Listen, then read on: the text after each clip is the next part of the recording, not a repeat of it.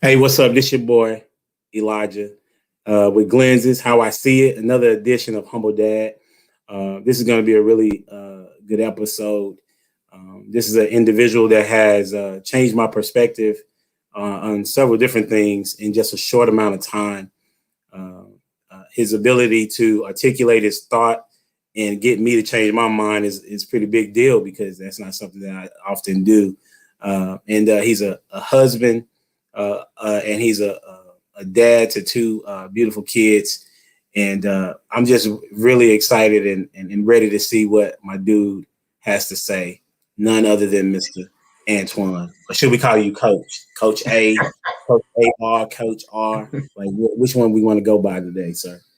Antoine Renee is good. Antoine Renee is good. Okay, so you want me to you want me to say your whole name? Oh no, Okay. no, you don't have. Like that's Dude, okay. no, that's weird. Renee, like, what would you like to say about it?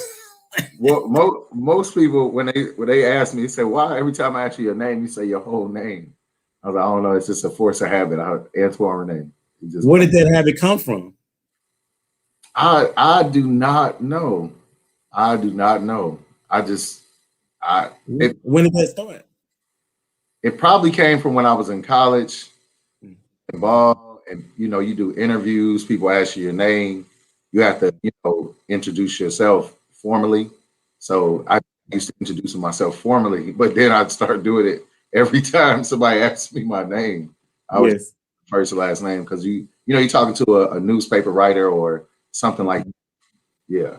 Okay, I see you with the humble brag talking to the newspaper. I see you.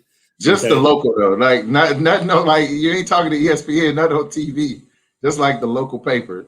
Oh, so you're gonna shame the local newspaper. Okay, I see. Okay, I understand. This is gonna be good, bro. Hey, okay, so first question, we're gonna get off into it then. The first question I always ask is what do you feel like the difference between a dad and a father is? Yeah, I've seen you ask that question a couple times. I think father is a more formal title for the person, and then your dad just kind of denotes your relationship that you have with your father. You know how close or how far that relationship is that you have with the father. But I mean, it's essentially the same thing. It's just denoting of one is a title, and one is like the more relational. That's what's up. Okay, so which one would you say that you had as you was growing up? A father or a dad? And then one person that I interviewed took it even further. He said daddy. He said he feel like there's three different ones. He said he feel like there's a father, a dad, and a daddy. And the daddy, he said, is the one where your kids call you to show you how your relationship with them. Yeah. Like if I say, you know what I'm saying, I got to talk to my dad, then that's probably me saying that I had some type of, I know who he is maybe. But if I say, man, I gotta call my daddy, then that's a different form of relationship. So which one did you have, a father, a dad, or a daddy? Ooh. So I grew up to about 12, 13. I had my stepfather. He was from Nigeria. He's from Lagos, Nigeria. That's dope. If you ever knew anybody who grew up with a father who was from another country, especially Africa, everything is very formal, like everything. So it definitely wasn't daddy. Like it wasn't that kind of relationship at all. It's very formal. I met my what some might call my biological father around 12, 13-ish. And we've developed a relationship from that time on. Time we've developed a relationship. So I call him dad. I would have to say, I've never had a relationship with any man to the point where I call him daddy. I just never, that wasn't my experience. I do know people who do that, like my children call me daddy sometimes. I have girls, but I just wasn't, I didn't have that experience. Okay, so did you have, so you said that it was formal. So kind of break that down to me when you say that your stepdad, it was a formal type of relationship. Was he in the house? Yes, my stepfather was in the house. He worked a lot, like most immigrants usually work multiple jobs to, get on their feet and things like that. So he worked a lot. He was in the house, but not really always there because he had about, I don't know how it's possible to have 3 full-time jobs, but he had about 3 full-time jobs. Like but they were like smaller jobs, delivering pizza, delivering newspapers, things like that. Um, so, but it was formal because it wasn't a very affectionate relationship. Him and my mom don't really have. Um, they eventually end up getting divorced in my teens, but their relationship was tumultuous. So I think it became, his background was more formal. He didn't have a very affectionate relationship with his dad. That's what he told me one time. He was talking about it. So he just he wasn't an affectionate guy like that. Like he never, I think about maybe one time we ever hugged or anything. Like it was, it was very formal. He went to work, paid the bills, would try to establish discipline. How was that? How was that? If it's formal, how was it to establish discipline to a 12, 13-year-old? Well, he was in my life since I was about 2. So that was the father that I knew. He moved out when I was about maybe 14, around 14-ish, I would say, is when he moved out. But he was life that was the only father that I ever knew or seen up until that point, until I was about 12 or 13. But because he wasn't there, it was formal. It was definitely that whole principal vibe, especially if he worked all the time. It was like, your dad is coming home and I'm gonna let him know. But when you are not, I always say that one of the biggest hurdles to being a father from what I've seen so far, is your relationship you have with the other parent. Like that to me, being a dad is easy. It's the relationship you have with the other parent that changes the dynamic. It can make it easy or hard. Stepfather and my mom didn't have a good relationship where they were on the same page. So there was a lot of undermining going on. Like one person say one thing, but the other person will give you another answer. My mom was definitely straight out of Chicago, Americanized, free, right, everything. So she was like, no, it was going to be a lot of undermining going on. We have immigrant. I found this to be similar when I talk to other people who have immigrant parents. Immigrant father in your household is very strict, very old school, very strict, very direct. They don't use fluff words. That might be where I got my directness from, but they have a lot of adjectives and things to. They don't have a lot of tact. Even when you talk to a foreigner, it's very easy to get offended. Yes, a lot of tact because you're learning a language as a second language. So you don't learn tact as a second language. You just learn the words. Yes, he would be very direct and just say things. So that's kind of how it was as far as he would get with you by the time he came home, he was already tired. You working multiple jobs. Looking back as a man, I understand now. Like you're already tired. You're working multiple jobs. Your marriage is not going well. Now you have 4 kids that you're trying to take care of, and most of them ain't even yours. So it was very stressful on him. That stress, it was out in the whole. Whenever he got home, he was either asleep. So you interrupting a few hours of sleep he got. Report that you didn't got from school, whatever you didn't did. So it was coming. Once dad get involved, it's all corporal discipline. Like it's not. He's not talking to you just to have a conversation. Okay, so I see where you're at. You're so how you were raised from 2 to 14 was not necessarily built on a relationship with a father. It was more of, okay, you need to just do what I said. And I like the example that you used. You said principal. And you don't really have a relationship with a principal. You just know that they're the authority figure. Exactly. Right. Okay. Yep. So as you got to be around, so 14, 15, you said you met your biological dad. Now talk us through like, what was that? Like, what do you remember about the first time that you saw him? About the first time I saw him? Yeah. As far as that particular time that you're saying that you met him, like walk us through that. First time I saw him, I had a lot of hope. Oh, really?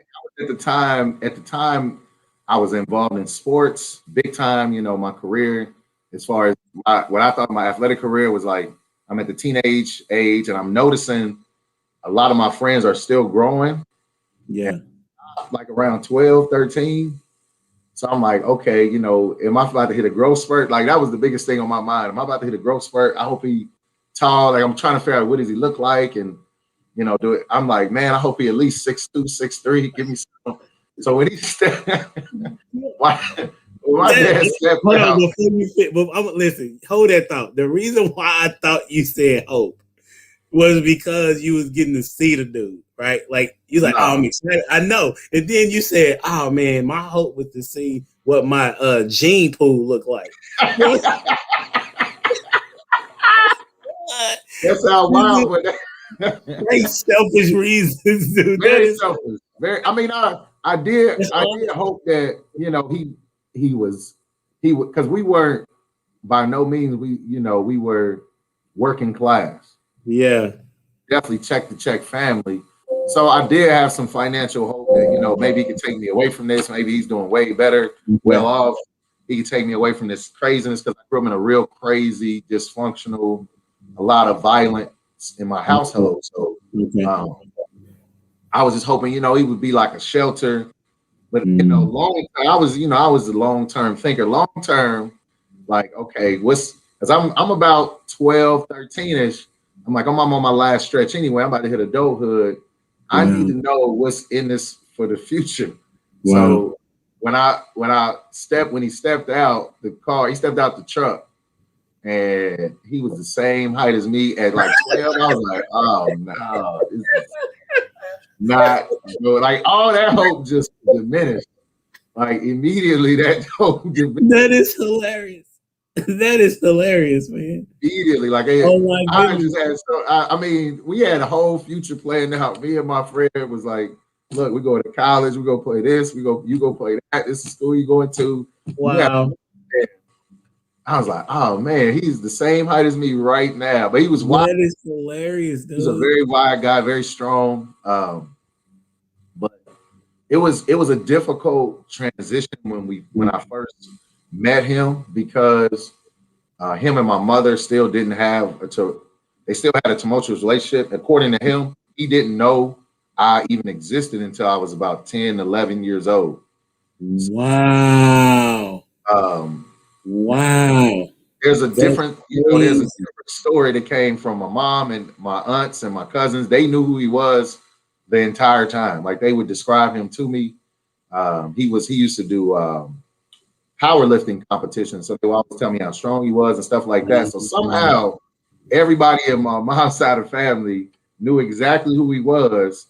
His report or his account is that he did not know until I was 10, 11 years old. So it's definitely some conflicting stories there. But that was his account. But even when we did get to know each other, it was a very tough thing because he was still holding a lot of bitterness from my mom's time. So he felt it was very difficult for him to, at that time in his life, to be, I guess, mature enough to separate me from the bitterness he held towards my mom.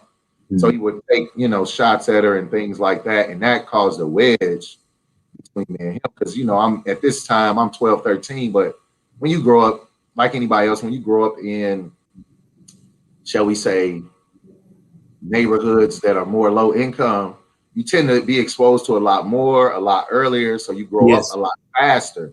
So your your processing and your critical thinking skills usually are very high at that age. They're a lot higher, like 4 or 5 years. That's crazy. Why you say it's crazy? The reason why I say that's crazy is because you're right, and so you're right that the turmoil speeds up the process of adolescency or going to adulthood, and so you're having to think through things that if you were in a stable home may not be there. However, it also is stunning your growth because you're growing too fast. Is it? Okay, good. That's why I was like, that's crazy. It is a very weird dichotomy. If you talk to a kid that grows up and it's like a single parent, let's say you take 2 kids, both of them years old. One grew up in a single parent household, both of them 12 years old. Okay. One in a single parent household in the ghetto, and the other one goes up in an affluent neighborhood with 2 parents. One mom stays home, one father makes enough support and still be in an affluent area. You'll find that a lot of times you'll find that the kid who grew up in a lower income household is a lot more advanced at just understanding adult things, but not really always being able to process them to this logical conclusion. But they are a lot more advanced at being able to think about what's coming next. And I think that has to do with when you're put in a situation where it's a lot of stuff, it's dysfunctional, you have to process more stuff to survive. Like you have to process how much money is available. You have to, like, some people never knew. When I talked to some of my friends, when I eventually went to private school a little later, talked to some of my friends, they never knew how much money their parents had. Like, never. How much money my mom had at like 5, because she was like, I'm broke. Like, we have $2. This is what. Stop asking me for stuff. We have $2. What do you want? So it was like, man, you have $2. So like when you work a little job, you make $5. You're like, I got as much money as my mom. Like that's a very unprotective thing. You like, so what happens if an emergency happens? Like all the things I think about now, an emergency fund and all that. Like if an emergency happens, we're white. Like it's a wrap. Like it's over. We're totally dependent upon just living a dependent lifestyle. You're totally dependent upon charities. You're dependent upon the government. You're just living a dependent lifestyle.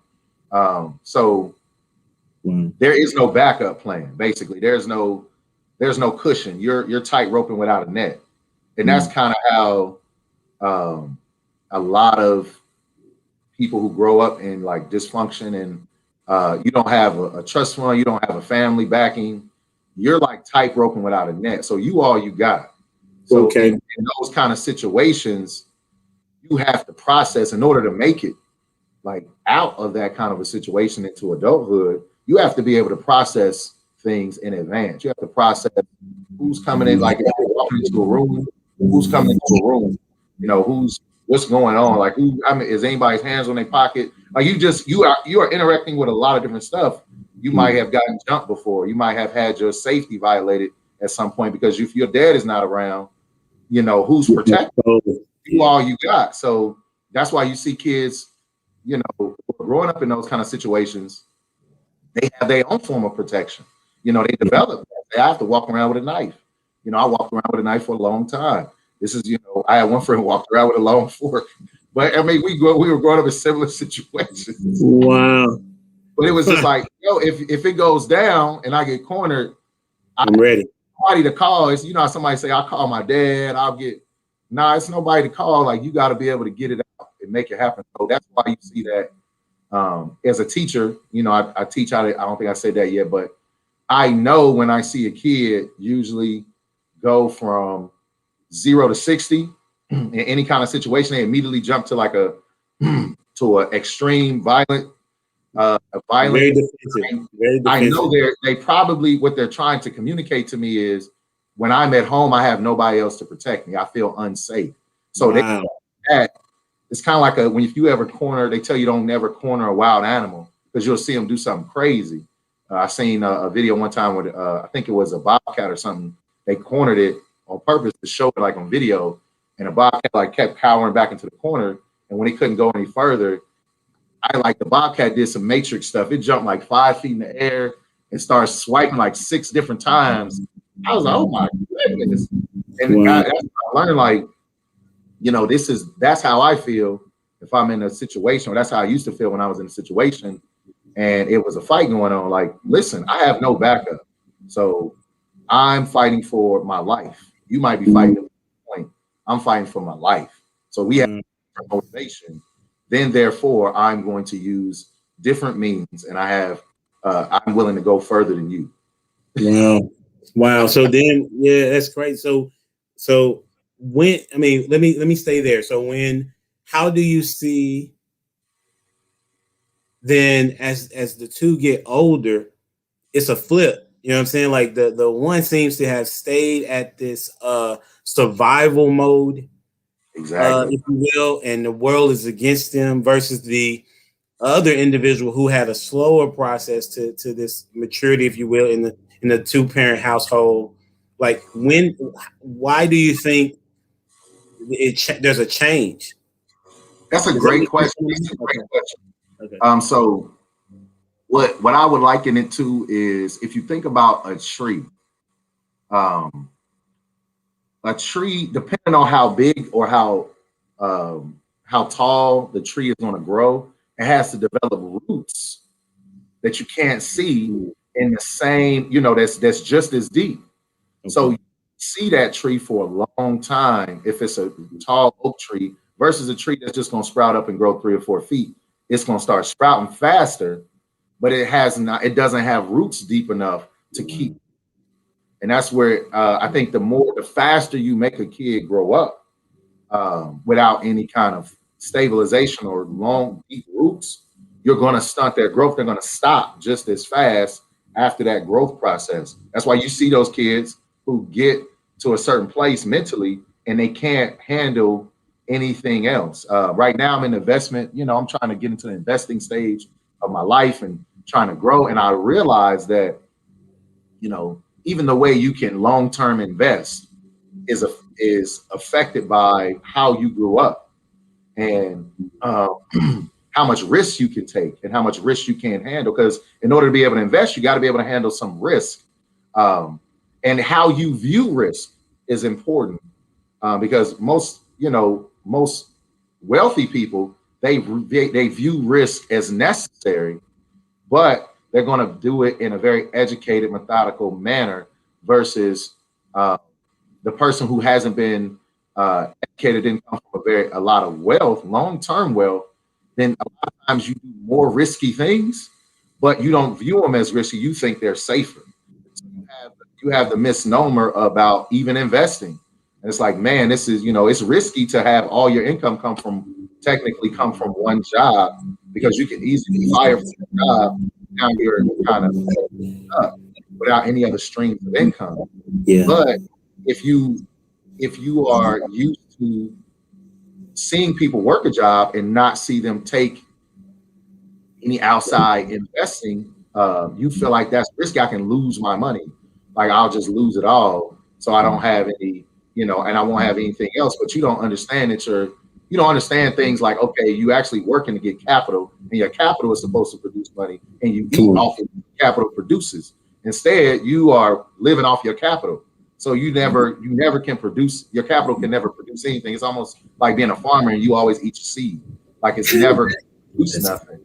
But it goes back to how you were raised and what you saw, and because certain things give you anxiety. Like, it'll cause you to go into a panic attack. You can't. Yeah. That's why I think investors have to always gauge how risk averse they are, what they can handle emotionally. Yeah. Based on how you were raised, you might not be able to handle everything, and that was something I definitely had to learn in maturity. Wow. Doing what I couldn't handle. Wow, bro, that was phenomenal. I'm gonna have to figure out how to clip that, man, because I'm listening and I'm saying I see exactly what you're saying. If I could just add, I'm thinking about how I was raised. Mm-hmm. Even though I was raised by a single mother, and she showed me a work ethic. right? And there was I was similar to your upbringing. My stepdad was mostly in my life, uh, more than my biological father, right? And there were some situations in the relationship that were not as conducive to what you would call healthy, right? Mhm. Fall back before that, like I went to a different school from kindergarten through eighth grade. So I was used to changing year to year, Oh, right? wow. You follow me? And Yeah. so, and not till I got to high school did I stay at the same school for 4 consecutive years, and Wow. also college, right? And even in college, I was cool with transferring my first year because I was so used to change, right? Change. Yeah. And so as I began to develop into my manhood, uh, like risk was like I don't like taking too many risks. I like them to be calculated Mhm. risk. And I like to, but at the same time, I often second guess myself too. Mhm. You know what I'm saying? Even though I'm cool with taking a risk, and then when I take it and then it didn't work, then I'm regretting that I took the risk, as Mhm. opposed to being comfortable with Yeah. understanding that risk is a part of growth Exactly. and sustainability, right? Because you're learning from the failure, if you will. It's not even failure, it's called a learning lesson. Mhm. A failure would be you not attempting to correct what it is that you just did, There you go. right? And so as you bring that to being a dad, it you can say, okay, this is why without certain things, this is why I struggled in the beginning of being a dad because of how I was raised, and I'm so not certain in certain aspects of how I should be parenting, right, or how I shouldn't be parenting, right. Mhm. And so, how did you get to? Because having a background such as yours, how did you get to a point of wanting to be a dad, being, and then, I mean, sometimes you may not have wanted to be, and then you were one, but I don't know how that works, but or how your situation necessarily was. But how did you get to the point of, okay, you had your first kid? You have 3 kids though, don't you? 3 girls. Yes, sir. I said 2 in the beginning, so you had 3, and so but you had one earlier on. Yes. Okay, Yes. talk to me about that. Like you being a dad at that age versus you being a dad later. Kind of compare Gotcha. those two people for me. Gotcha. Well, it's gonna be hard to talk to you about the transition without talking to you about my mentors who stepped into my life. I That's what wasn't. it's supposed to be. Yeah. I wasn't. I would not have been able to make a transition in my life without the Lord, of course. And the Lord, I believe the Lord brought. I, was seeking the Lord at about 16, 17. Like, what do you want for my life? Mm. And he brought 3 men, great men of God. One name is Maurice Douglas. He was a coach at the time, a high school coach. He had previously played in the NFL. Later on, he brought another mentor in my life named O'Nay Platt. Then he brought another mentor in my life named Deion Sampson. Also, me, You thought you about to say Sanders, homie. no. No. This is Deion Sampson. He's all 3 of these men basically, though. Looking back, what I would call it is they discipled me. That was what they did. Yeah. They took it upon themselves. I was very interested. Like I wanted to know. Like my first one was Maurice Douglas. To me, he was like a hero because he was doing everything that I wanted. When I read in the Word, okay, God wants me to be a man. He wants you to be a man shall find a wife. And man shall find a wife finds a good thing. He wants you to be wants you to be a family man. Wants you to have children. Wants you to be able to produce seed that are godly. So once I started reading the Word and found this out, I'm like, well, how am I supposed to do this, Lord? Like, I don't know nobody like that. Like, Mm. am I supposed Yeah. to like? Because I know by this point, I know that you can't do anything without having a model, having somewhere seen it at some point. It's very difficult to do something you've never seen before. So how do you be an athlete and serve God and be a good father, be a good husband? How do you do that? Yeah. That's when he brought me. in contact with a man named Maurice Douglas. He was not even my head coach at the time, but my mom allowed me to transfer to his school because I was really enamored with how he was doing this, and he had previously played NFL. So I was like, Mom, he can, and he was getting his kids into college at a very high rate. That means every senior he had at the time, that's what convinced my mom. Every senior he had at the time was going to college based on how good their grades were. So if their grades were shabby, they could go to a junior college. But if they had a little better grades, they can go to a Division II, Division I school, even Division III. His goal was just to get you out of the city because he knew the situation that most of the young men he was coaching were in. So he said, you guys need to get out of your city and go to a place so you can just see something different. His whole thing wasn't about going to the NFL as much as, now looking back, he would talk to us about the NFL when we asked. He would train us, to be able to go to college. But his whole thing, looking back on it, was more so getting us to college so we could see something different. And I thank him for that because it helped me understand that looking back on my college experience, the biggest thing I got from college wasn't the education, it was the experience of being around people who were from different socioeconomic levels than me and watching their behaviors, seeing the things they value, seeing the things their families value. That experience changed, what I thought was possible. So he also, he ran a Bible study every week, him and his wife out of his household. So I used to attend the Bible study. Yeah, these were different dudes. When I look back, it had to be the Lord because all dudes were like different kind of dudes. He ran it was college time. I was in high school, but I used to go to the Bible study as well. He ran it for college students who wanted to come. He was very popular. Obviously, he's the hometown kid, went to the NFL, came back, teach at high school. So he had a lot of popularity because of that already. But then he was humble. He was literally a humble dad. He loved the Lord. He never would talk about NFL unless you asked him, and he would always keep it real short. But I mean, he played safety. I seen he played safety, played against Barry Sanders and him. So he was physically, you could tell he was a different kind of dude physically. So he was he wasn't no phone teller and then became a coach. You knew he had done this before. But side with me to me, like I say, he was like a modern day hero. He was just a hero. I was like, this dude is everything. This is it. This is what I want to be. And he helped me understand how to love his children, how to treat people, how to love your neighbor as yourself, how to be humble, how to interact with people, not to brag. And my goal in life was just to be like him. So I go to college. He helped me go to college. He sent me off to school. I went to a small Division II school in Northeast Ohio called Walsh University. It's in Canton, Ohio, where the Hall of Fame is at. And on my stuff was still going on at the household, so I couldn't really come back home. So opening up a door for me to stay with. That's when I met my other two mentors, Deion Sampson. I stayed with him for a couple summers. Nate Platt, I stayed with him for a summer as well.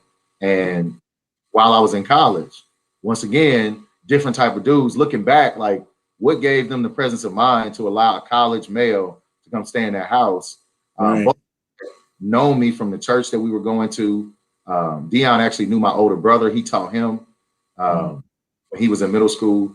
My older brother is doing, he was at the time, he's finishing up a 20-year, on ice, if you know what I mean. So Deion knew, and he knew, you are a smart kid. I think it was kind of I wasn't able to get in contact with your brother, but I'm gonna help you because you actually want to know about God.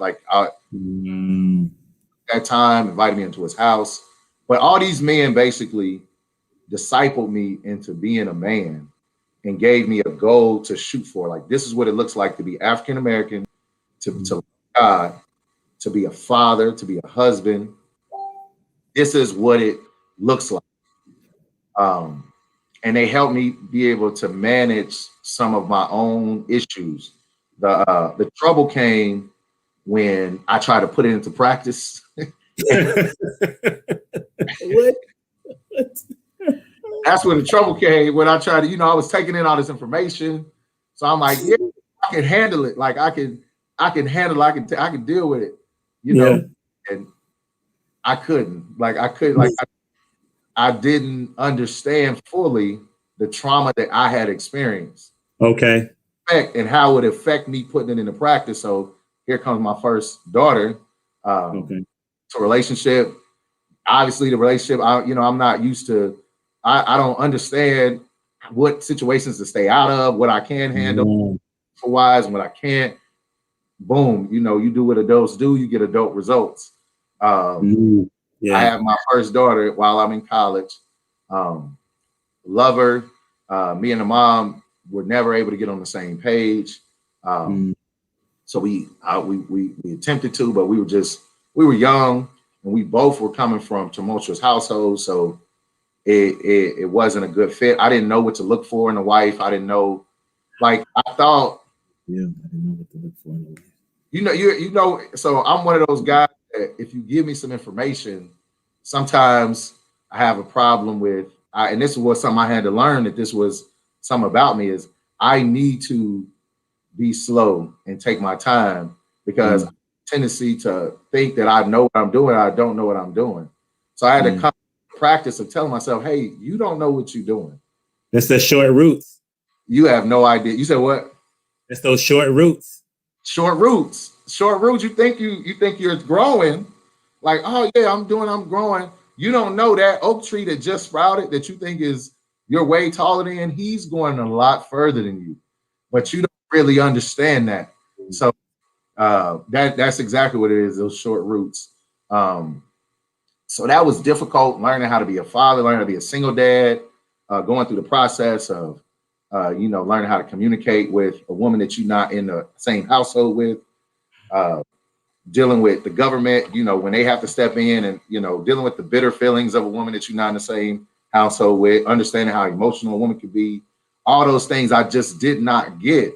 I didn't understand fully. I was told them. Yeah. You told something. I do. You told something. And this is a big deal as well. I didn't take God's law as serious as I needed to. Okay.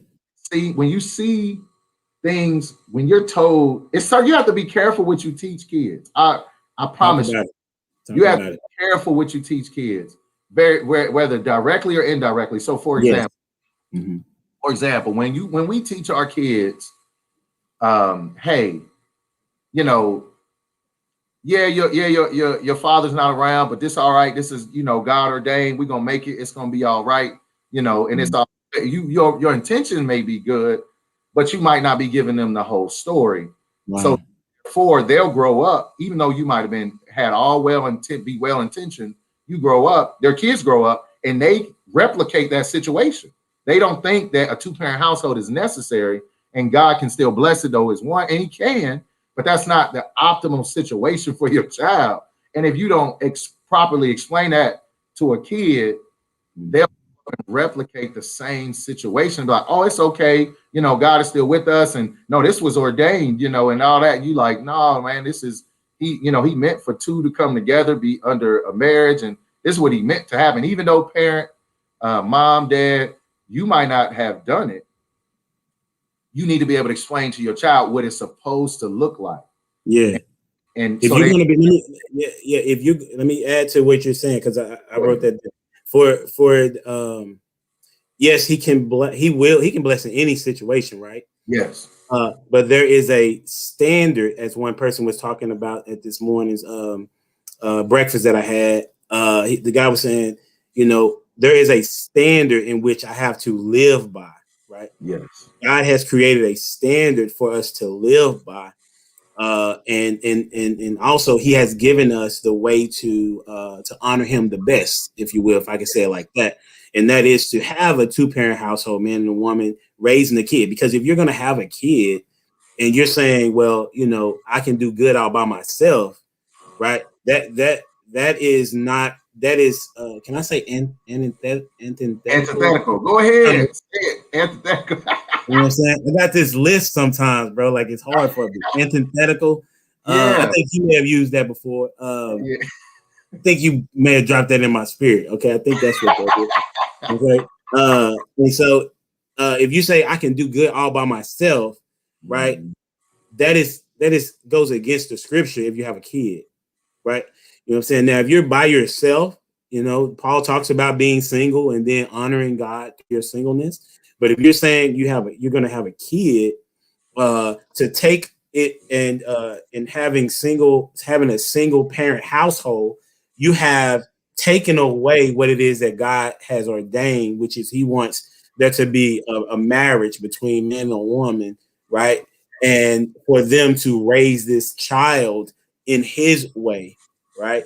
And you can see through even outside of the scripture as it relates to what was it, even those scholars that are not, they would say that it's not scripture based, that a child will be more productive if the parents are married.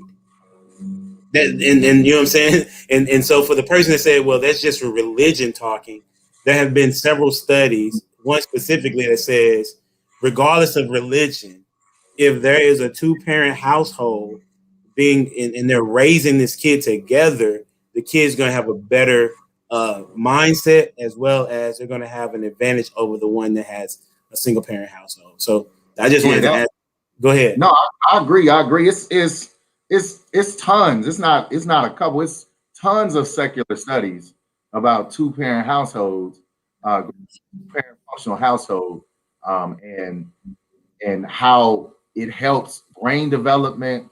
It helps emotional development. A lot of things you can't see are the root gives you deeper roots that are going to dictate the kind of decisions that you make long term. We think the kids are growing, we can see it growing from the outside. You don't understand that the decision making is growing on the inside. The brain development, the cognitive development, the emotional development are going to dictate decisions that this kid is going to make. And it's common sense, really, that what it takes to make something is going to take to sustain it. Like, that's common sense. If it took two to come together, God created it to sustain those. Like, it's going to take those two to sustain it in the way He wants it to go. But we're much shout out to all my single moms out there, and definitely single fathers out there holding it down. I understand that everybody's situation is not like that, but we have to be secure enough. As a parent. I really implore all single parents to go through this process. You have to be secure enough as a parent to be honest with your child about the mistakes that you made and where you are in relationship to that standard. Like, this situation is outside of that standard. When you grow up, I want you to meet this standard. And every time there's a situation, every time there's something that happens that you know is a product of you being off of that standard, you need to point it out. Like, okay, this is one of those things I talked to you about, is a product of being off of that standard. So when you get older, I want you to try to aim for, that's the goal, is what God said is the standard. But when you do the whole, we good all by ourselves, this is God is blessing your mess out of your, making the message out of your mess. You kind of, what you inadvertently teach a kid is, you inadvertently teach your child that living situation is okay. You inadvertently teach your child that to reproduce that living situation, whether you ever say it or not, you imply it.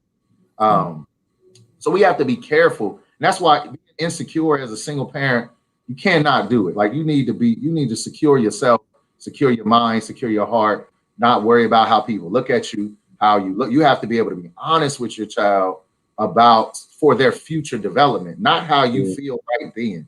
And you know, like I talked about earlier, like, it's just things we teach our kids with these mantras. It's just ridiculous. It's really ridiculous. Like, I'll give you another example. Okay. And like, teaching, this is one of the worst things that, like, I think I thought, like, I really believed that because I grew up with a mom who was like a strong-willed mom, so she would teach, like, you know, boy, like equality. She was all on that equality thing. You went there. Okay. That boys and girls are the same. Like, That's why you paused. I had to pause because you had to be careful what you teach these kids. Because like one of the things that you don't know, if you grew up without your father, a lot of times, hopefully as an adult, you know this, but it might be some young men watching this. If you grew up without your father, one of the things that, or if you grew up with a father that didn't know how to control his anger, one of the things you realize you lack is anger management and how to see long term when you get upset. So you didn't have the privilege of being able to get angry slow, probably because you had to defend yourself and you didn't have no backup, you get angry real fast, right? Well, if you take a boy who is physically developed, you make him a get angry fast person, then you mess around and teach him the foolish thing that women and men are the same, what's going to happen when they get into a conflict with a woman? What do you think is going to happen? They're going to teach him, they're going to treat him the same. They're like, oh, we're the same. Like you hit me, I'm going at you. Like we boxing. I'm not abusing nobody, we boxing. So you understand what I'm saying? Like you learn all these lessons together, and then you mess around and you cause yourself you create a monster. And then you wonder like where this came from, but it came from the lessons that they're learning.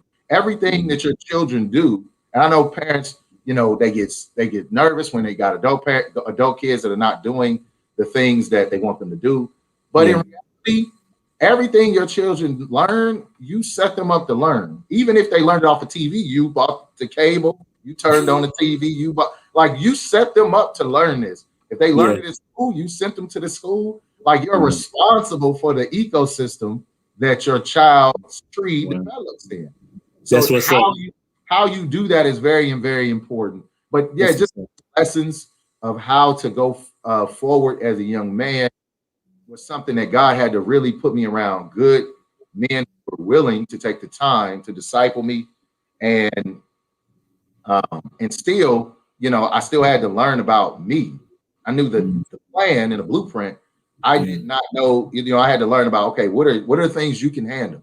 What are the things you cannot handle? And that was a learning process. And so when did you so you had your first, how old is she? She's 12. Well, no, she just turned 13. Sorry, she just turned 13. And then your other March. Okay, so you have 13 and then March 9th. So 13, then what are the other ages? I have a 5-year-old daughter and a 1-year-old daughter. Okay, so there's an 8-year gap.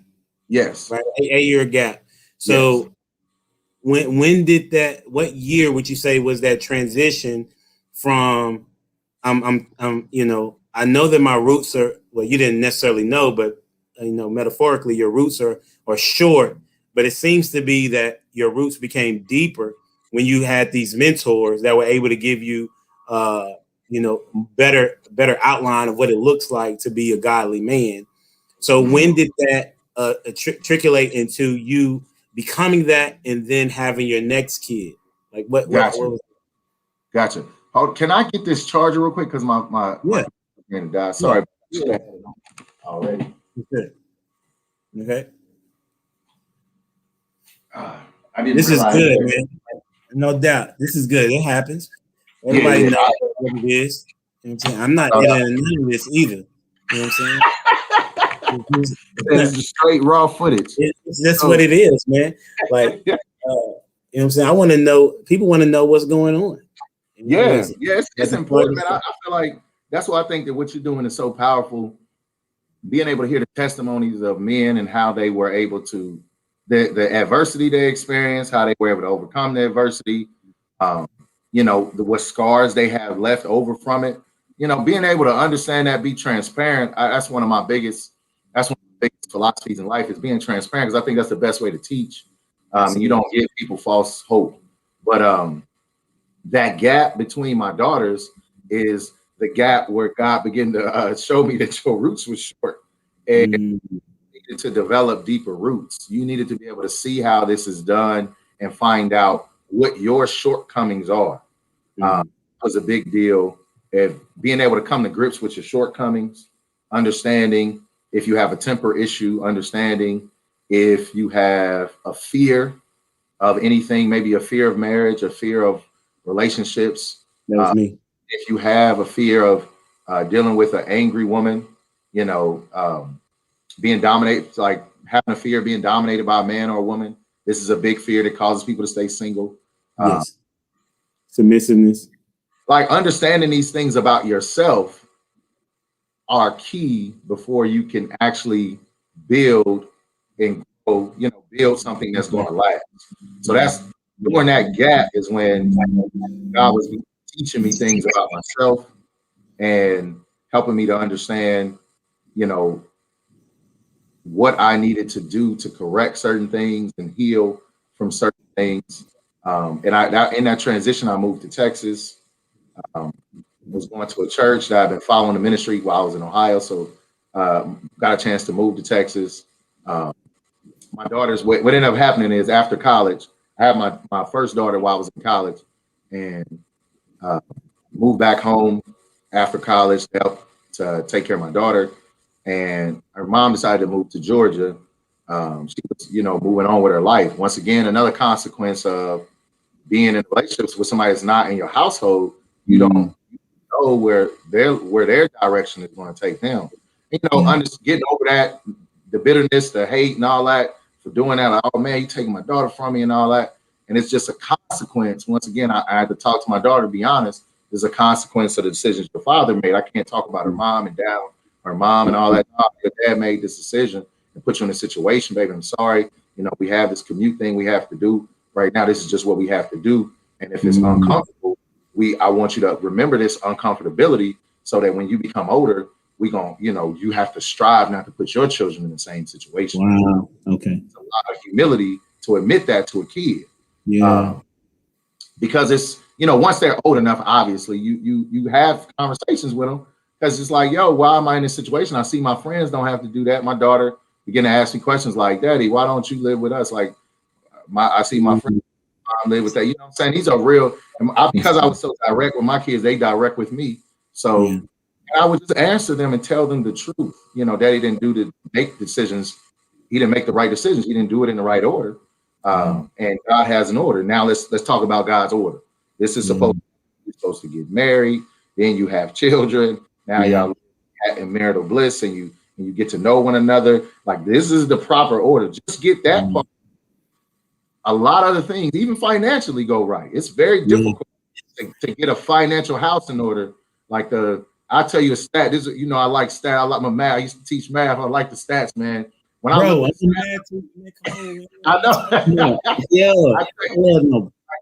It's a powerful stat. Now watch this. When I learned that the poverty rate for African Americans who are married is under 10%. 8%. What? You don't hear nobody talk about that at all. What? African Americans, because the poverty rate for African Americans who aren't married is highest in like 20s, 30%, but it's like 8% for African Americans who are married. Wow. Able to make being able to be emotionally stable enough to create a stable relationship. That's good. It reflects to your pocket. And if it's a young man watching, if you don't understand what I mean, there's, you have to buy 2 of everything. And there's this little agency that you want to know about ahead of time called support. And they not for play. If you ever seen a bully if you ever seen child support is like big homie. He gonna get his. No matter what, like he's getting his. He's not for play. Yeah. It's somebody that's gonna get theirs, and that's child support agency. Yeah, wow. Yeah, it off rip. So that's a good point. That's important. Good. You don't want to mess with that. Like that's because that's something that's gonna be on you for 18 years. That child support ain't going nowhere. That's good. I'm saying, like, I haven't had anybody talk about that on the show, and I really appreciate that the nuance of the effect of going out and having premarital sex, right, and the consequences that thereof. I'm just fortunate that somewhat fortunate, I would say. I don't even know how to see it, but like that didn't happen to me, but it could have. You know what I'm saying? It just didn't. You know what I mean? So like, I'm aware of that, and I did not have somebody to say, listen, this is one of the reasons why you should try to get married before you have any type of relationship with a woman in that way, because what if what if something does occur and a child is brought into this world? Now you're going to be connected to that woman or that man, regardless if you want to or not. And from the man's perspective, you're going to have a bill to pay, typically regardless, right? And is that something that you're willing to do? And that's just a practical thing, even though we're trying to teach them a biblical concept, right? Very practical. You know what I'm saying? And so, I really appreciate you stating that. So we're almost finished, but this is really good as nuggets that I haven't even thought about before. And I knew that you would do that to me. As long as you want to, I got plenty of. I knew he was going to do that. I just didn't know how dope it was going to be. So how do you, because I wanted to talk about your current children, but I want to talk about the relationship with your oldest daughter. Like, how do you, knowing that for the person that is in a similar situation, how do you teach them or talk to them about how to deal with that scenario? However you want to go with it, it's cool with me. Does that make sense of a question? Yeah, it makes total sense, because these are conversations you have to have. Okay. With your children, you have to help them understand, and you have to understand. First of all, you're going to two different households, so you got two different sets of rules. So there's an acclimation period every time you transfer from one household to another, because you might be operating off of two different sets of rules. Are you talking about the kid, or are you talking about my daughter? Okay, my daughter, your daughter. Okay. My oldest daughter, like she's going from two different households, so I have to talk to her about, hey, now you're transitioning. Every time she comes, I give her like a day or two to transition. Now you're transitioning. You know what's expected over here. We've set expectations. I understand that she's transitioning. That's very important from one household to another. I talked to her about, because right now her mom lives in Georgia, I live in Texas, so she has to fly back and forth. So she didn't track way more miles than me. So we have to have the conversation of going back and forth on the flights. You have to have all the conversations, and I believe it's best to be transparent as far as explaining what and how to navigate it without demeaning the other parent. Like that is so critical, and I know that because that is what drew a wedge between me and my biological father when I first met him. He hadn't gotten over that pain and that anger, and that pain and that anger, well, he didn't mean it. I know that now, but it was directed towards me because I was a reflection of that relationship that he was angry about. I have to make sure that I never do that. I never put my child in a position to where I'm reflecting that anger, regardless of what's going on with her mom and things like that. And she can't come for a particular reason, which has happened before. It is in the court system. Once again, when you're dealing with a person you had a child with, you don't have any say so over their emotions and what they're going through. They can just decide, hey, I'm not sending your kid, and you have to go through. You can't just rip up the world. You have to go through proper protocol, go to court, and make sure that that's done in the court system. I implore it is, because I know this wasn't the exact question, but I know it's a lot of men out there who aren't seeing their children. Listen, let me explain this to you. Your child is not. You do that before you do that, making sure, because I'm gonna clip this. Make sure your it's not shaking, because you're finna get into a dope statement. You're finna get into a dope statement.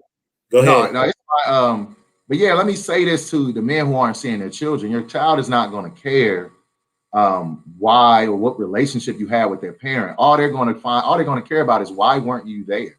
Like, why weren't you in my life? You walked away. No matter how tumultuous the situation is with the woman that you had a child with, you need to go through the proper steps. And I know a lot of African-American men don't like to deal with the court system. Just know that for a fact. Because every time I talk to men who aren't seeing their children, they talk about the mom and how crazy, and they don't really want to deal with the court. the court seems like it's biased and things like that. And it is. It's all those things. Yet and still, you have a mandate put upon you by God that you need to make sure, regardless of what religion you are, you need to make sure you in your child's life. Because you had the kid. You need to make sure they see you. They know who you are. They don't need to be able to not know what you look like. That's ridiculous. And I see that a lot because of the people are afraid. African Americans don't like the police. We don't like court. We just don't like it. Listen, save up just like you hustle for anything else. Hustle for some money to get you. This is a little tidbit. I'm gonna give you a tip. Hustle for some money to get you an attorney if you don't like going to court.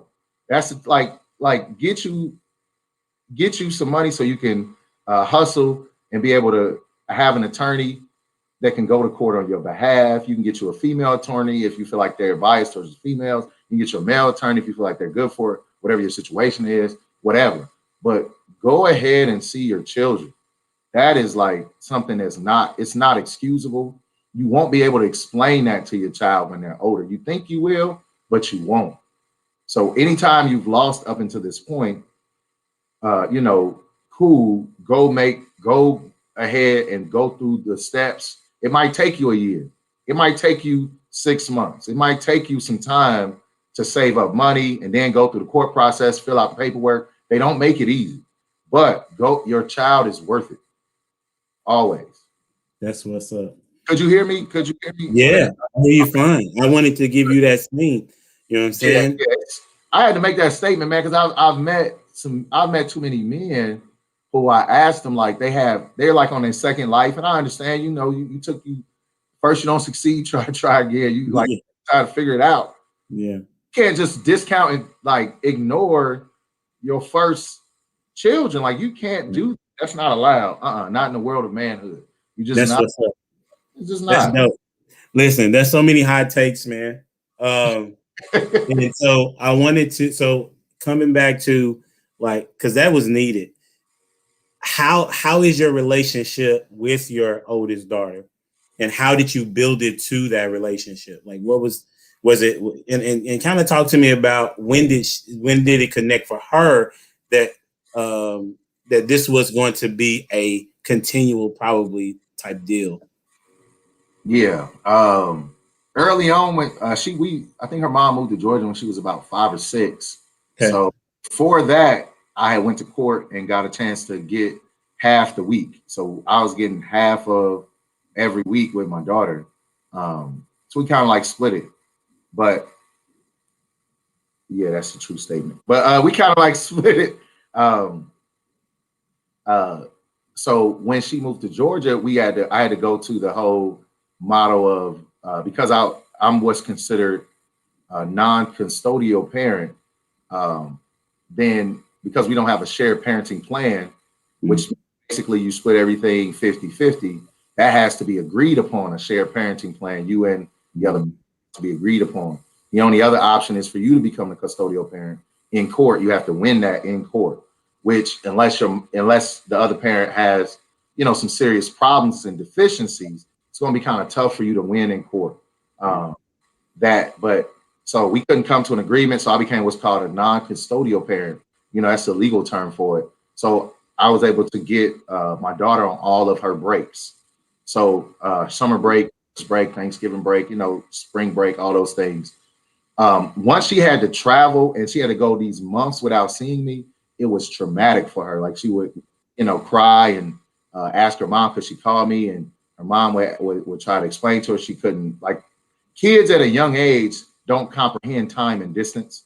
So you can say a kid, hey, do you want to move here? Awesome. Yeah, I want to move there. They don't understand, hey, I see my father every 3 days. Now I won't see my father for 3 months. Like they don't comprehend that. So when you try to put a kid in a situation, you need to be prepared for the trauma that's going to follow that kind of a situation. So my daughter definitely went through a traumatized grieving period of not being able to see me for longer periods of time. Because we had a very good relationship. She was my only child at the time.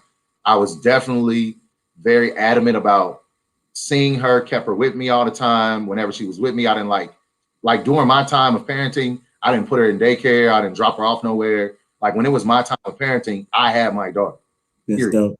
So it was just going to be the way it was going to be, which, you know, stunts your finances. Once again, it always hits your pocketbook because you can't, if you're single, you can really work like 3 or 4 jobs to hustle up money and stuff like that. But if you got to spend time with your kid, which you have to do, then you got to make that sacrifice and do that. But so once she got through that period, our relationship changed where she got used to not seeing me, and I saw it. And that had to hurt, bro. That definitely hurt. Used to not seeing me. Only child at the time, you know, she's the apple of my eye. She was crying out for me. Her mom would even call me sometimes and say, "Hey, you know, could you get her to stop crying? She keep asking to call you like every 10 minutes, but she wants to come. She doesn't understand she can't come." But it definitely hurt for her to watch her go through that process. And just whenever I would get her, you know, I would try to make sure that same thing, like I'm spending all my time with you. I'm not dropping you off somewhere else, you know, it's your break. So I made sure I had to have a job where I can be off when she's off. Like I had to tailor my life around these kind of fatherhood decisions. So that's kind of what brought me, you know, or that's kind of what kept me in teaching, because I didn't go to school for teaching, but kept me in teaching is, hey, this actually puts you in the best position to spend time with your child. When she off, you off. So this is what you got to do. Find a way to make it happen. Found a way. Thankfully, in Texas, you can get an alternative education certification. You can come slide on into that teaching spot. Make sure you off when your kid is off. So we spend time with each other. And that time spent, I just try to make sure we're spending time doing things that's going to help her develop emotionally, doing things that is going to, you know, kind of assessing where she is emotionally, assessing where her weaknesses are, and then kind of doing things that's going to help push those weaknesses. I know that time is critical though. Like that's one thing. Every kid. It's critical to every kid. It's hard to have influence without the time spent. You don't have Say it again. Say it again. It's hard to have influence without time put in. So if you are a parent, let's say you're a parent and your kids live with you, and you're wondering why your kid's not listening to you and stuff like that, you might want to think about how much, if you break down your 24 hours, think about how much time you're spending with your children. You know, how much time do they see you? How much time can they just jump on you, ask you questions? How much time, you know, is that happening? My daughter, you know, we began to kind of mend those relationships. I got married. So that was also something that I knew I wanted to stay away from her feeling the feelings of abandonment. Moved on without me. He left me to get this, you know, to get a new family. And so you have to deal with all that. So all that, watch this. All that is things you need to be thinking about when you first get the woman say she pretty. Like right then, that's when you first say, oh, she cold. Think about all that. Like that's what makes that's what young men need to be taught. Before you say, oh, we can, you know, we can go to the movies. Think about child support. Think about explaining these conversations, having to travel, where you're gonna be at. Think about changing your career. All that manifests from y'all was holding hands at the movies. Absolutely. And let me get that, because you're not saying it as a like you don't want to give off the notion that you regret that you have your daughter. Not at all. And so you want to but with saying that because you have come to a place of understanding who you are as a follower of Christ seems to be the transition that allowed you to see that, right? Yes. As opposed to the individual that looks at it in the way of, you know what, you know, I don't like his mother, so I'm not going to be involved in the kid's life. I'll just send them money just to avoid that, right? Yeah, because you can't do that. You're not seeing the ramifications, as you said earlier. They're not seeing the ramifications of, you know, the kid is not going to be okay with saying, oh, okay, well, you sent my mom money. You know what I'm saying? Like, you know, the mindset to think that, let me look at it like this. The mindset for a girl or a guy to say, you know, child support is enough, when in themselves, they require people's time in order for them to say that they are valued. Yes. You know what I'm saying? Like, yes. So you're saying understanding that is important. Like that, that Right. Myself as a being, I want time with a person and that's them showing me value.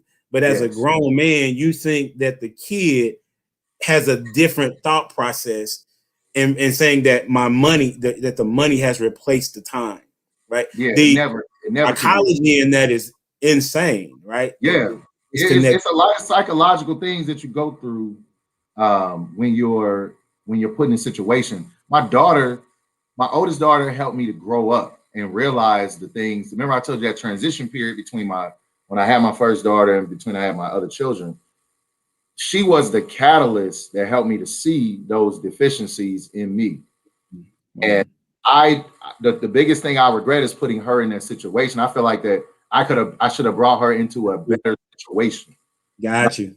Her, without if she had not been born, I would have been a different person. I would not have had the kind of character development to overcome my past trauma and things that I had experienced. So God definitely used my daughter to minister in my life. That's what's when up. you take care of something, it is important to your development. Watch this. When Adam was alone, God said it's not good that he should be alone. Like you're gonna have children. Then once you got a wife, he said, be fruitful and multiply. You need stuff to take care of that's different than animals. Watch this. We've reverted back to that. Watch this. Now when single people, they don't want to get married, they mad. They don't want animals. They got dogs and cats that replace the family. God said at the very beginning, when Adam was taking care of the animals, he was naming the animals, had a job, doing his thing. At the very beginning, God said, this ain't good. It's not good to be here with some animals. You think like, nah, this ain't, you're not going to develop the way you need to develop. So my daughter helped me become a man. She kind of transitioned me from manhood to boyhood, having to take care of her. She, the love that I had to invest. I had to be able to do things I wasn't used to doing. With kids, you got to play, you got to be silly, all those things. I wasn't used to. I'm a very serious person, so I don't like. You serious? Are you serious? I was always known as a very serious guy, so I was. I could tell that. I mean, you do laugh, but between that, it's definitely similar to myself. She gave me like a sense of humor, helped me to be able to laugh at myself, like everything. When I was one of those people who's like, I'm from the hood, life is hard, ain't nothing funny. Like, no, like you can become. I was becoming one of those angry black dudes. Like, ain't nothing funny. Like, if it wasn't, I'm telling you, if the Lord hadn't arrested me and arrested my heart and showed it, like he gave me a mom to show me, Christ is the way, I would have definitely been in one of those different angrier religions for black brothers. Yeah, like I was like, man, life is hard. I got the court on one end, I got my woman, I got the woman that won't, I got the situation, I got society, as an African American male. Like, listen, nothing funny. Don't laugh, don't tell a joke, nothing. You just full of trauma. Like just trauma, just living in trauma. All trauma. So that's what my oldest daughter got. I can see he gave her to me to kind of soften my heart. I didn't realize my heart was as hard as it was because she was so sweet. She was very obedient. She and a girl. A girl softens your heart anyway. Yes. She was very because of the situation, because I spent a lot of time with her too. She was very much clingy to me as her father. So you want to protect that, and I didn't have those kind of emotions in me until my daughter came along. So that definitely she helped me grow up. She helped me to develop as a man. So how did that help you? So how did that help you with your current two daughters? So that helped me. Oh man, she helped me tremendously. Even with my current wife, she helped me understand that, What do you mean your current wife? Well, my only wife. Oh, okay. Let's get that right, bro. Yes, let's get that right. My wife, when I got married, I'm a math guy, so I break things down into patterns, and I'm like, I've seen this behavior before. Where have I seen this before? And I was like, oh, this is a grown female. Like, this is what they are when they grow up. Like, I'm a little slow. So I was like, oh, she's, she has emotions that need to be taken care of. Even to this day, I'm still learning the emotional side. She wants me to be funny and silly. She doesn't just want a serious guy all the time. Good point. That's important. But You're talking about your wife, though, right? My wife, okay. like I had that initial experience with my daughter, and now I have a frame of reference because it's without a frame of reference. Okay. So my wife, we got married. We met at church. We got married. We decided to have children. We have our two lovely daughters, 5 and 1, and they require the same kind of things. They require emotional attachment, time invested. My wife wants to spend time. She doesn't just want, you to pay the bills. Like she wants you to spend, she want to go spend time together and do things. That's, you can't just go, oh, we married now. Now it's time to get this money and hustle. Yeah. Brian, we both like, no, she wants time spent, and my daughters want time spent, and they, come along, and now we, one big family.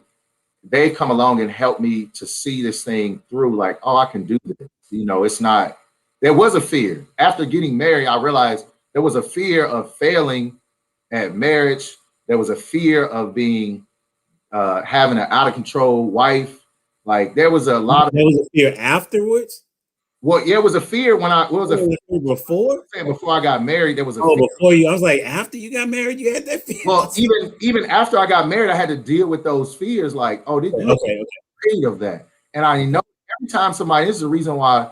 Watch this. I'm gonna give you something else. I'm gonna give you this one for free. You don't gotta pay me for this. I appreciate that. The Bible says, "Perfect love casts out fear, not hate." It said it can cast out fear. When you're afraid of something, you can't translate love to people. It's hard for me to love my wife if I'm afraid of something happening with her. If you're just like if you're a woman, it's hard for you to properly love your husband if you're afraid of him taking advantage of you. It's hard to love your wife if you're afraid of your wife taking advantage of you. It's harder you love your children if you are afraid of your children taking advantage of you. If you love your neighbor, watch this. Let me drop this so you know I had to bring it full circle. It's hard for you to love your neighbor like Christ required if you're afraid of your neighbor taking advantage of you. Perfect love casts out fear. You can't. This is a walk we have to walk by faith and not by sight. We have to do what God asked us to do, overcome the trauma. He'll help us with it. He'll send people to help you because no man is an island. You're not going to develop. No woman is an island. These are all things that the world won't teach you. So the way God helps you through trauma is he sends people your way to help you through it. So if you're rejecting of people and you want to be isolated, you're going to stay underdeveloped.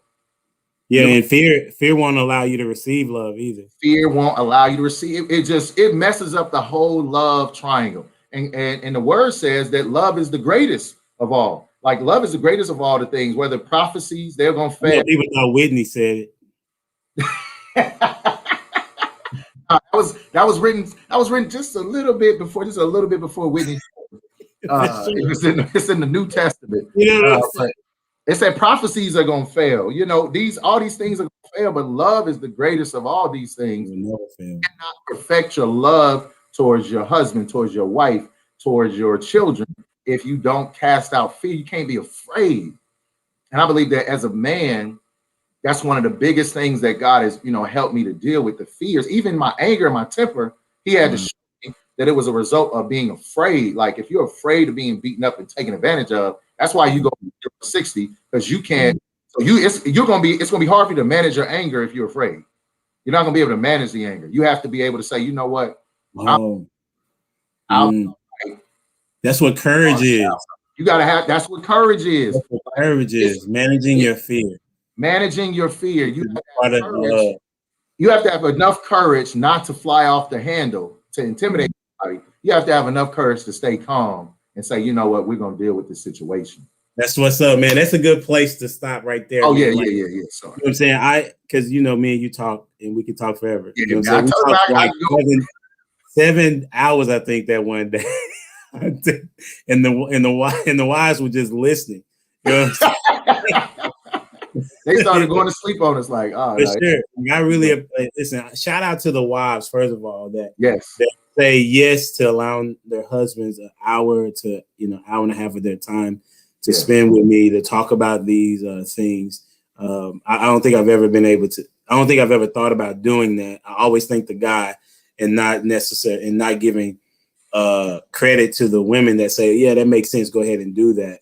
Yes. So I appreciate that. So I want to get into these questions because these are fun questions, right? Yes. And so I need you to give me a number between 1 and 45. 23. What is your favorite time of year and why? Fall, without a doubt. Why? Time it's my birthday around November 20th. Thanksgiving, you get to eat good food. Usually that's the time when everybody's loving and happy. People treat each other nice. They get a little kinder. Around Thanksgiving, people are more giving. They give to the homeless. That's my favorite time of year. I must say, football season starting to fall. I'm an old football player. It was just like everything would come together in the fall. So that was definitely. That's what's up. Thanks for sharing. Give me another number. Let's go with 13. What was the funniest thing you did growing up? This probably be hard for you since you was so serious. The funniest thing that I did growing up. Yeah. So it's funny now. Let me say that. It wasn't funny then. Okay. I think one of the funniest things I did growing up is when I was around, my mom say around like 6. Like I got my stuff. Like I was at my wit's end. So I packed like a trash bag for all my stuff. And I said, this is it. Like, this is it. I'm not taking this no more. Like, and I grabbed a pack of graham crackers. Like, how the graham crackers are split up in the plastic bag. So I grabbed a pack of graham crackers and put it in my trash bag. And we lived on a boulevard. So I went to like the middle of the boulevard and I was just sitting there because I really didn't have nowhere to go. I didn't have a pass. This is it. Walking out the door, like, this is it. I'm out of here. Like, y'all gonna miss me when I'm gone. Children, so she was like, all right, you'll be back when the graham crackers run out. Like, I mean, I'm 6. Ain't much I could do, but that was probably looking back on it, that had to be the funniest thing. Cause I remember like getting my bag, like, no, I'm out. Like, peace out. I'm out. I'm tired of dealing with y'all. You trip me, not treat me right. That is funny, bro. And I came back after like a little bit after them graham crackers ran out. I was like, oh my God. I ain't got nowhere to go. Let me go on back in here. Oh man. Okay, let me try to get to the next. give me that's hilarious. Give me another number. That's 5. Man. All right. If you went back to high school, what would you do differently? Ooh.